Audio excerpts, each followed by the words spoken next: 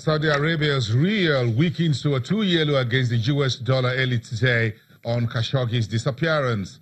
And Dubai state-owned port operator DP World has launched $101 million export processing zone project in Somaliland. And Safaricom is Africa's best employer. Welcome to Business Incorporated with me, Bosun Omafaye. We're live to you from Lagos, Nigeria's financial capital. Let's get the markets right. We're starting from Africa. And of course, it's still what you call a nightmare for the global stock markets. Looks like the start of the week. Nigeria all-share index down about 0.1%. Intraday, the GSE index was down 1.76%, much deeper there because, of course, the South African market was an emerging market. You can see that at 52,000. In Egypt, the market was 0.7% lower for the second trading day of the week, which is today, intraday, and Kenya lost 2.28% to finish the last session, which was on Friday. The reverse, however, seems to be the case in the Middle Eastern markets midday Monday, with the Saudi Tadawul index soaring to 3.49%. The Abu Dhabi index also saw some gains intraday, as well as the Qatar index up 0.10%. The Dubai index was the only one in the red, intraday a negative 0.03%. And staying with the Middle Eastern markets, Saudi Arabia's currency, the rial, has fallen to its weakest level since June last year. At the spot market, the Saudi financial market have come under pressure in the last few days over worries about the disappearance of journalist Jamal Khashoggi. The rial was quoted at 3.75 to the US dollar at the spot market early today. The central bank of Saudi Arabia maintains a peg of 3.75 rials to the US dollar, and usually the currency fluctuates in a range of about 3.74 to 3.7503. Saudi financial markets also under pressure, but you've seen the stock market sidestepping that, making more than 3% gain this Monday. U.S. President Donald Trump has threatened to punish Riyadh if it turns out that Saudi journalist Jamal Khashoggi, who has disappeared, was killed in the Saudi consulate in Istanbul, Turkey. Meantime, JP Morgan and Ford Motors Company have cancelled plans to attend the Future Investment Initiative Conference in Riyadh in Saudi Arabia later this month. It's called the Davos of the Desert. This is the latest of such high-profile announcements after the disappearance of Saudi journalist Jamal Khashoggi in Turkey. Both companies did not elaborate on the reasons for the decision not to attend the Saudi Investor Conference and did not comment on whether concerns about the disappearance of the journalist was a factor. The investment summit in Riyadh typically attracts executives from some of the world's largest companies and media organizations. Other media internationals such as the CNN, the Financial Times, the New York Times, CNBC and Bloomberg have also pulled out of the Davos in the Desert conference scheduled for later this month. So it's our European stocks open slightly lower today. Concerns over Brexit talks, a potential slowdown in the Chinese economy, and higher U.S. borrowing costs limiting investors' appetite. Let's cross over to the Frankfurt Stock Exchange, where Bart is ready to give us more updates on not just the market, but of course a few stories making the headlines. Ulrich, it's good to see you. It's time to get together again. Thank you very much. The call of the day, Ulrich, was that crude oil may hit $400 if United States sanctions Saudi Arabia over the disappearance of the journalist Khashoggi. Meantime, we've heard that JP Morgan and Ford are walking away from the Saudis' investment summit. So what is the thinking on the market street on all of this?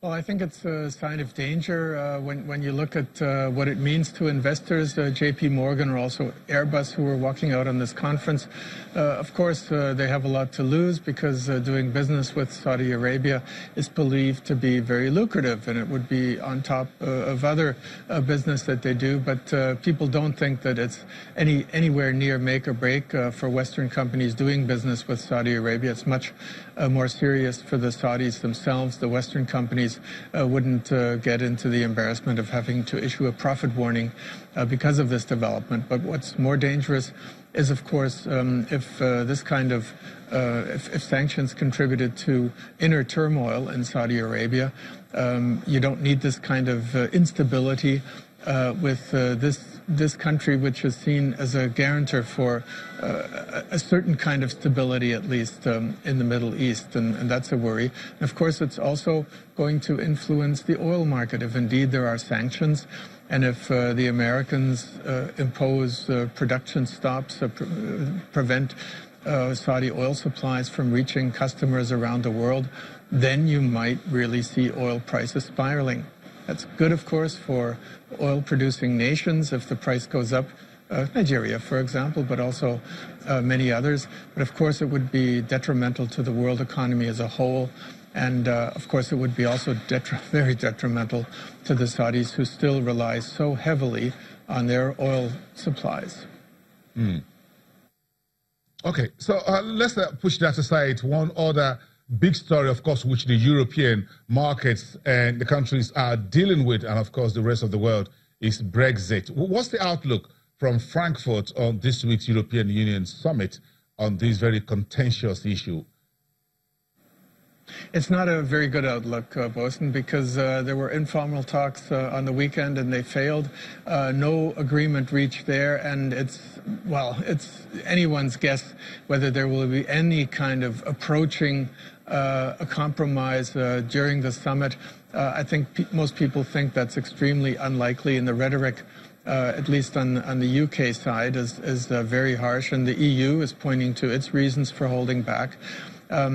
People know that probably once the Brexit date is reached, there will be some sort of transition period where there will be further opportunities to prevent a really hard Brexit, to get to some kind of agreements to salvage trade relations so that all sides don't suffer from this. But, I don't think you'd find anyone here who's willing to put his own hard-earned private money on it. There's still a lot of people I've talked to here in recent weeks, though, who just hope, that the British population might get so scared that they might force a second referendum. Politically, that looks at the moment out of the picture, but there's still quite a lot of people here in the continent who are looking at that as a hope. Yeah, but Ulrich, I'm sure Germany has its own political issues to deal with, of course, with some regional elections going on. So who is forming a coalition with Angela Merkel's party, and what's the market making up of all these groundswell of elections coming through in Europe's most biggest and largest economy? That's right. In Bavaria, the coalition parties really took a hit. The CSU, Angela Merkel's CDU sister party in Bavaria, it lost its parliamentary majority. It dropped by double digits. And the Social Democrats, who were, of course, also in the coalition in Berlin, they halved their number of votes. They dropped below 10%. And that's a disaster for the Social Democrats. And we have another election coming up here in Germany in 2 weeks. That's in the state of Hessen, which includes Frankfurt right here, where I'm standing. And Hessen is a very diverse state with industrial cities, with metropolitan type of liberal population, but also with countryside, with more conservative leanings. And people are also expecting losses for the CDU and the SPD here. Whether it's the same kind of situation as in Bavaria, we don't know. But if the same kind of downward trend is seen, perhaps even worse, that's not expected. But if there's any kind of dissatisfactory outcome from the point of view of the governing parties in Berlin, and pressure is seen to be mounting on Angela Merkel and her whole government. And with all these crises around rising interest rates, trade relations with the U.S. At issue, Italy, the Brexit, the last thing Europe needs is a German government crisis. Ulrich, it looks like a troubled political period, not just over there, but around the world. Nigeria is also heading to another serious political season with the general elections next year. Thank you very much, Ulrich. This is our curtain raiser for the week. Let's get together tomorrow for same time from Frankfurt Stock Exchange. Ulrich Batz for DWTV, Channels Television, live there at the Stock Exchange. Thank you.